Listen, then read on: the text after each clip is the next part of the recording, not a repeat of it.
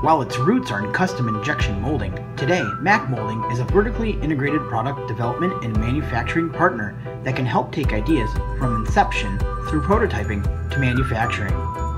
At Mack, design is part of a total product development solution geared toward reducing cost and time to market through vertically integrated services that have been organized to benefit your business throughout the product lifecycle.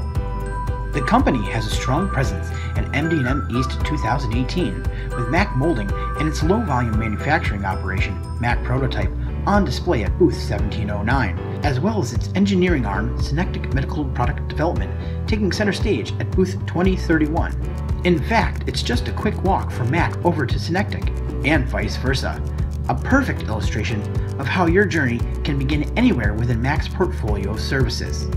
So if you're at MD&M East and looking for an experienced partner in the areas of design engineering, research and development, rapid tooling and prototyping, molding, sheet metal fabrication, machining, and turnkey system assembly, look no further than Mack Molding, booth 1709, and Synectic Engineering, booth 2031. We hope to get working for you soon.